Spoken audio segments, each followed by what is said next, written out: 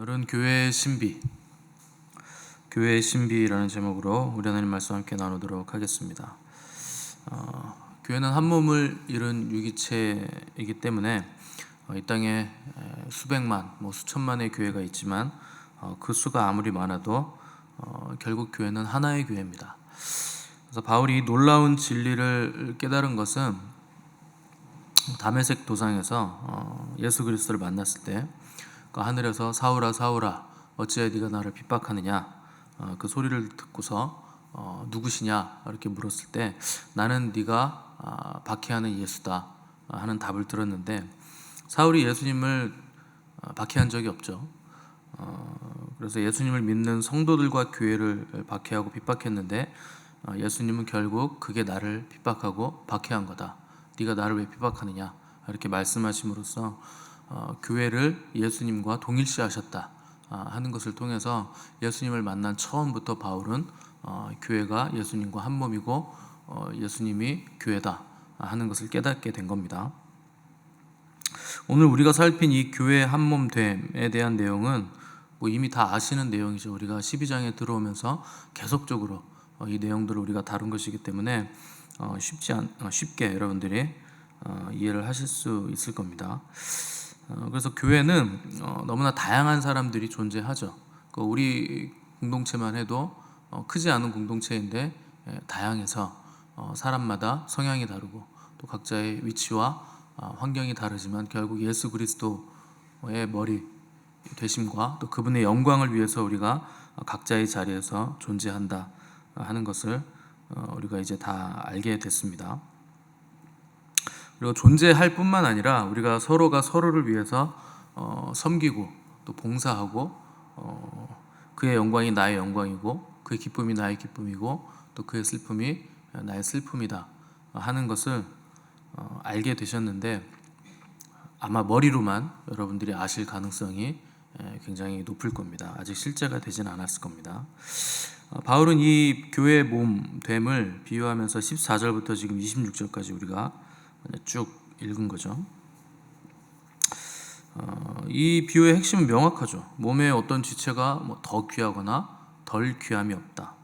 다 같은 몸이기 때문에 어떤 몸은 귀한 것으로 우리가 가치를 매기고 또 어떤 지체는 천한 것으로 가치를 평가절하해서 줄을 세우고 계산할 수가 없다는 겁니다.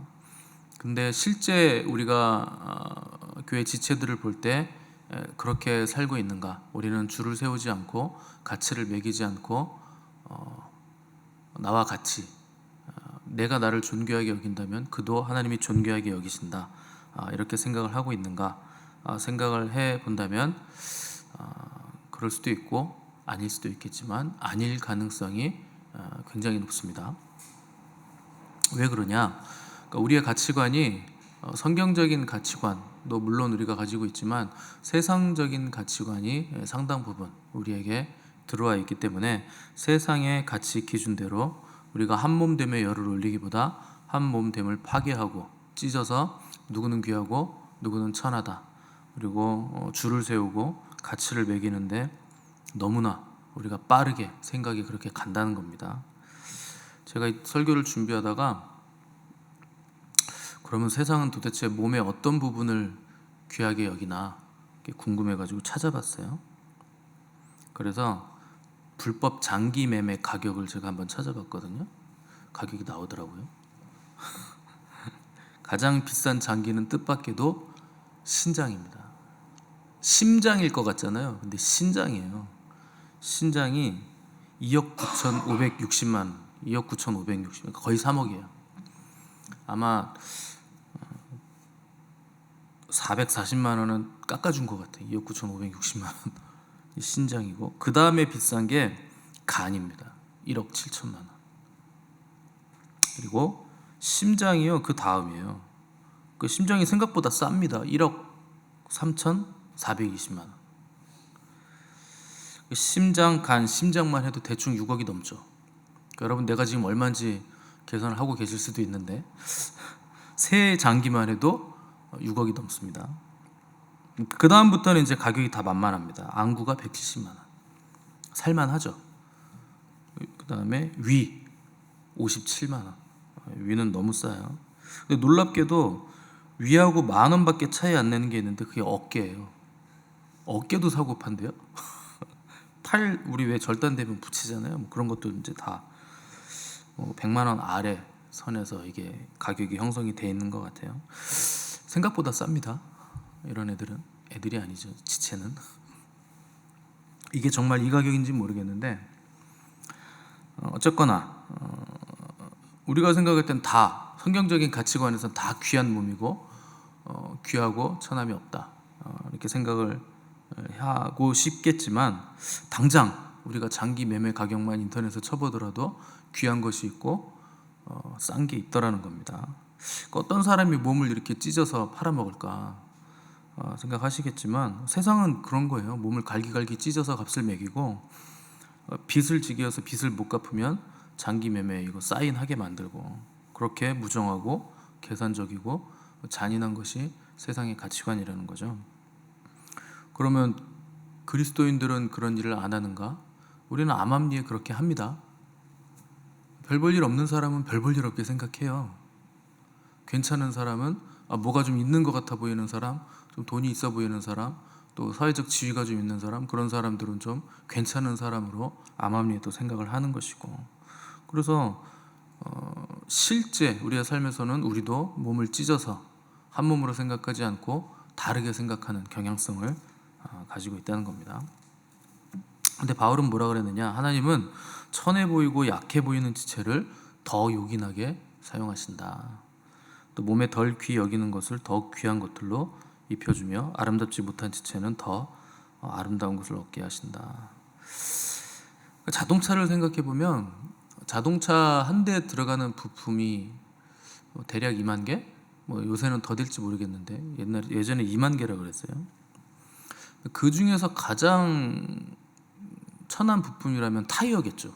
땅바닥을 쓸고 다녀야 되니까 무게를 지탱해야 되고 타이어가 아마 땅에 닿는 유일한 부품이니까 그게 제일 천한 개념을 가진 부품일 텐데, 근데 여러분 타이어가 펑크 나면 자동차가 움직입니까? 운전이 됩니까? 안 돼요.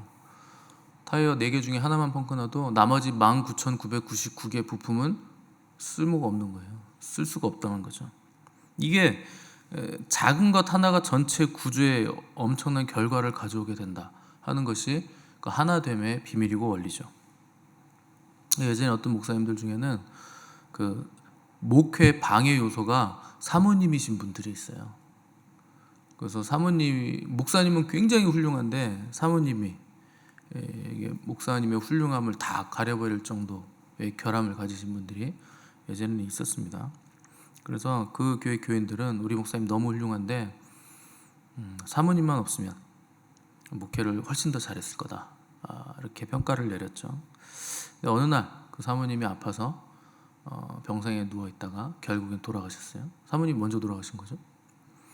그 이제 얼마나 교인들이 목사님을 위로했겠습니까? 근데 속으로는 그렇게 생각하는 거죠. 이제 우리 목사님이 날개를 달 수 있겠다. 그 목회 걸림돌이었던 사모님이 이제 사라지셨으니 진짜 목회 잘하시겠다 이렇게 생각을 하죠. 근데 그때부터 그 훌륭하고 영성이 있었던 파워풀했던 목사님이요 힘이 쫙 빠진 거예요. 목회를 못하더라는 겁니다. 그 걸림돌이 사라졌는데 왜 목회를 못합니까? 우리가 보기에 그들이 보기에 걸림돌이라고 생각했던 그 사모님이 목사님이 새벽마다 밤마다 기도하게 만들었던 이유였다는 거예요.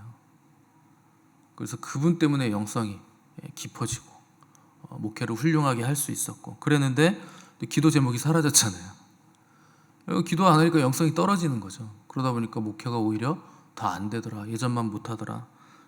그렇게 됐다는 거죠. 그러니까 우리가 생각했을 때 방해다 저건 걸림돌이다 그렇게 생각했던 게 오히려 그게 나에게 더 귀한 것이었다는 거죠. 그래서 바울이 내 육체의 연약함 가시를 하나님께 기도하죠. 이거 좀 제거해달라고 여러 번 기도했는데 바울 생각에도 또 그 바울을 아는 사람들 생각에도 바울 사도가 저것만 없으면 진짜 사역에 날개를 달고 지금도 저렇게 능력 있게 사역하는데 완전 전 세계로 쫙쫙 뻗어나가겠다 그런 생각을 했던 거죠. 근데 주님이 뭐라 그럽니까? 내 은혜가 너에게 족하다. 왜냐하면 나의 능력은 약한 데서 온전해지는 거다. 네가 온전해지고 강해진다고 잘하는 거 아니다. 족하다. 충분하다. 네가 그렇게 약해서 지금 이렇게 능력 있는 사역을 할 수 있는 거다. 이렇게 말씀하셨다는 거죠. 그러니까 바울의 바울됨이 바울이 훌륭해서가 아니라 그가 가진 가시, 그가 가진 걸림돌, 그게 바울을 바울되게 만들었다는 겁니다. 그래서 그 은혜가 족하다는 거죠. 근데 마귀는 늘상 우리를 유혹하죠. 네가 가진 그 연약함, 너희 공동체가 가지고 있는 저 연약한 지체, 가지고 있는 그 가시 같은 존재, 그게 너희를 못하게 만드는 거다. 그렇게 속삭이는 거예요. 그게 아니라는 겁니다. 성경은 그게 우리 되게 만든다. 그 가시가 우리를 위대하게 만든다. 그 얘기를 하는 거죠. 그러니까 사람들은요, 일반적이고 상식적인 것보다 신비하고 특별하고 뭔가 귀중해 보이는 걸 더 좋아하죠.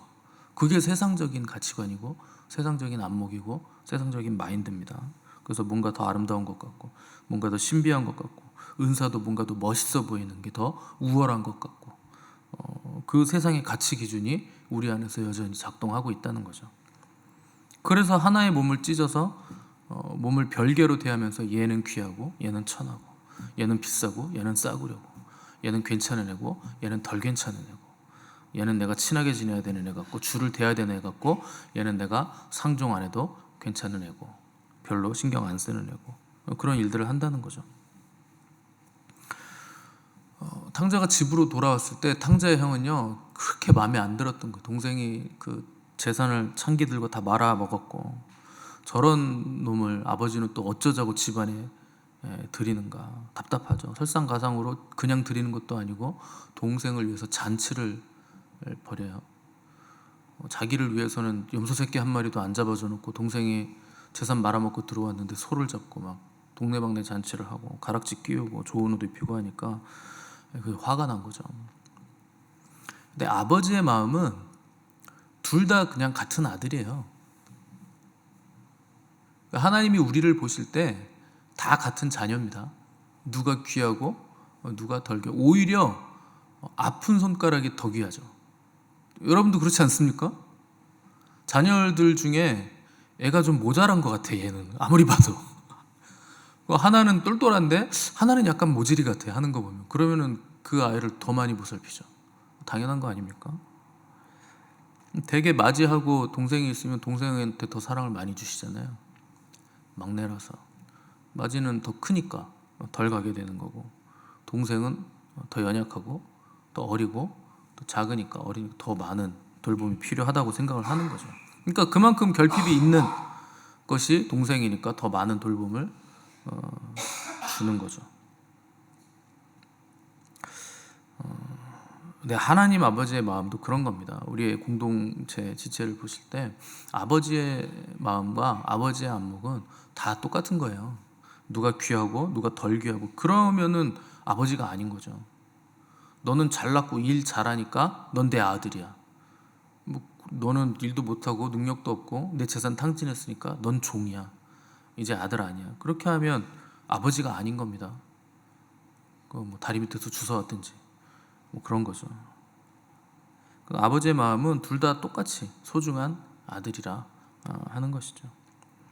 그래서 우리도 공동체 안에서 저 사람만 없으면 공동체가 좋아질 텐데, 뭐 존귀해질 텐데, 아름답게 될 텐데, 그 사람 때문에 아름다운 거예요.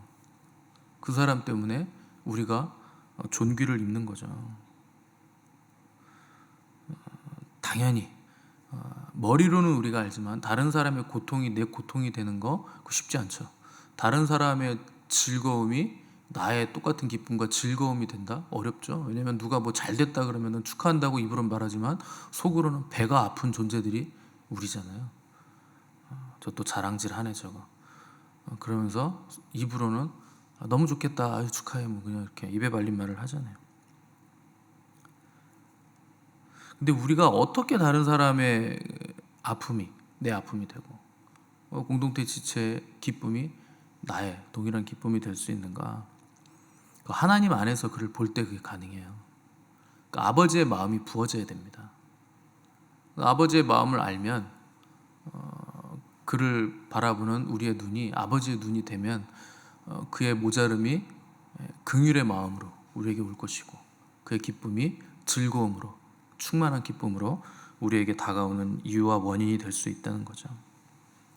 그래서 우리가 공동체를 만날 때는 그냥 세상 모임처럼 무슨 동호회처럼 그렇게 만나는 게 아니고 말씀 안에서 만나는 거예요. 아버지 안에서 만나는 겁니다. 그 아버지 사랑 안에서 우리가 만나는 거. 그래야 우리가 한 지체로서 그의 슬픔이 나의 슬픔이 되고 그의 기쁨이 나의 기쁨이 되는, 물론 과정은 어렵겠지만 그 방향성을 향해서 우리가 지어져 나갈 수 있다는 겁니다. 그 성경에 보시면 세 가지 신비로운 연합이 있어요. 첫째는 성부, 성자, 성령 하나님 삼위일체 연합의 신비가 있고, 둘째는 말씀이 육신이 되신 성자 예수님의 안에 있는 신성과 인성의 연합, 그것도 신비한 연합이고, 셋째는 그리스도를 머리로 한 교회, 공동체 지체들의 연합이 또 신비한 연합입니다. 그래서 교회는 모든 기구, 모든 기관, 모든 교회의 공동체 지체들이 그리스도의 지체로 연합되어 있는 신비가 있어서 남녀노소 빈부귀천 따질 것 없이 다 귀하다는 겁니다. 그래서 여러분이 생각하기에 나는 공동체, 우리 교회의 어느 부분에 해당하는가 한번 생각을 해보십시오. 머리는 우리 주님이시니까 우리는 머리가 될 수는 없습니다. 그러면은 이제 이마부터 시작되는 얼굴부터 발끝까지 지체 중에서 나는 어디를 담당하고 있는가? 나는 어디를 담당할 것인가? 이걸 생각을 해봐야죠. 뭐 눈이 된다고 영광이 있을까요? 입이 된다고 영광이 더 클까요? 발은 땅을 밟고 다니고 손은 굳은 일을 해야 되니까 손발은 그만큼 영광이 없을까요? 손발이 입한테 저거는 진짜 맨날 놀고 먹고 행동은 안 하고 말만 한다. 말은 진짜 많아. 우리는 항상 일만 하는데. 그리고 욕할 수 있습니까? 쟤는 맨날 말만 하고 먹기만 해. 또 맛있는 건 지 혼자 다 먹어. 그렇게 욕할 수 있습니까? 여러분, 입이 얼마나 많은 일을 하는 줄 아세요? 그 음식 먹는 게 항상 즐거운 거 아니에요. 여러분, 그거 씹어야 되잖아요. 고기 질긴 거 씹어보세요. 얼마나 힘든지 아세요? 턱 빠져요. 그걸 다 씹어가지고 소화 잘 되게 또 넘겨줘야 돼요. 근데요, 입이 안에 이빨이 있는데 그 이빨이 일을 대충 하잖아요. 그 위가 그 일을 해야 되는데 그 위가 얼마나 힘들겠습니까? 엄청 힘들어요. 근데 입이 먹어주는 바람에, 영양분이 들어오는 바람에 손과 발이 움직이죠. 그러니까 네가 잘났네, 내가 잘났네, 그런 게 없다는 겁니다. 교회가 그렇다는 거예요. 야, 나는 맨날 이렇게 일하고 너는 맨날 놀고 먹고, 그렇게 할 이유가 없다는 거죠. 다 각자의 역할이 있고 자기 위치가 있는 겁니다. 어떤 분들은 늘상 앉아서 기도만 하시는 분들이 있어요. 험한 일 안 하고 손발 쓰는 일 안 하고. 그 사람은 거기 기도의 자리예요. 자기 자리가 자기 자리에 잘 있는 겁니다. 예수님이 갖다 놓은 자리인데 우리가 뭐라고 그 자리에 대해서 욕을 하고 폄하를 하고 평가를 합니까?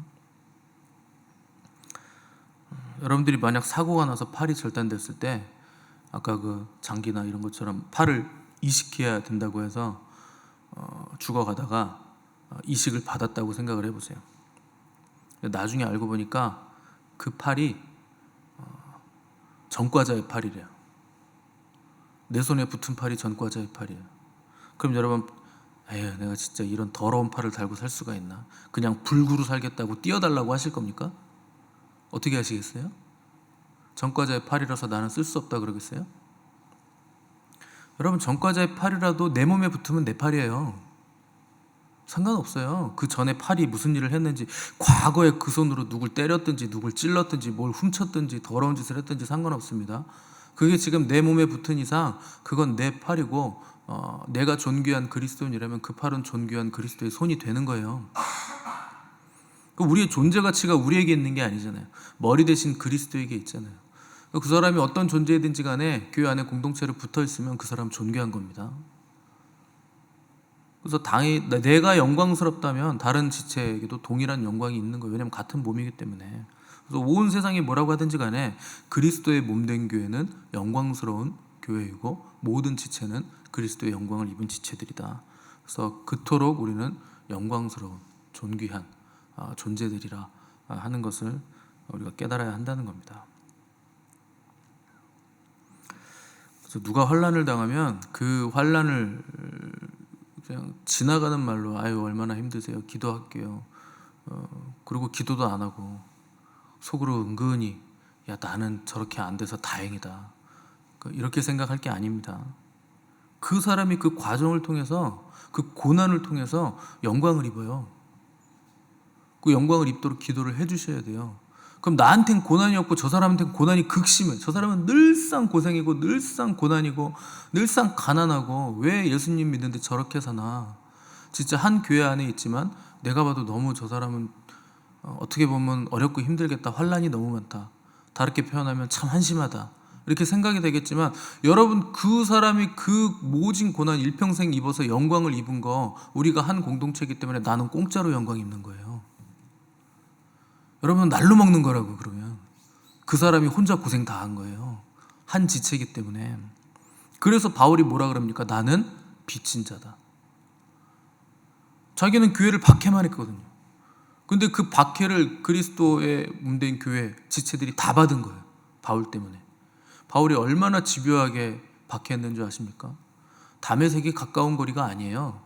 근데 대제사장한테 자격증 서류 문서 받아가지고 어떻게든지 내가 그리스도인들을 발본색원 해가지고 다 죽여버리겠다. 그러고서 박해를 한 거예요. 바울이 얼마나 많은 고난을 가했습니까? 근데 그 고난 때문에 그리스도인들이 영광을 입었죠. 근데 그 영광이 결국 바울이 입은 영광이 됐다는 거예요. 왜냐하면 바울도 그리스도의 몸된 지체가 됐기 때문에. 그래서 자기가 빚진 자라는 겁니다. 그러니까 누가 고난을 당하고 힘들면 그 사람은 그 영광을 입는 과정이고, 영광을 입도록 여러분들은 기도를 하셔야 되는 거고, 그 사람 때문에 나는 영광을 더불어서 같이 입게 됐다 하는 그 영적인 안목을 여러분들이 가질 수 있어야 된다는 겁니다.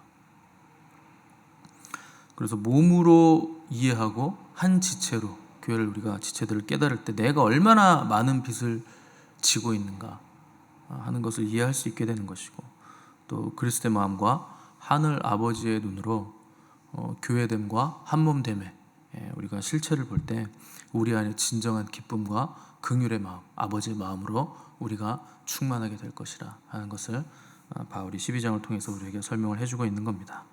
그래서 여러분들이 교회를 귀하게 여기시기 바랍니다.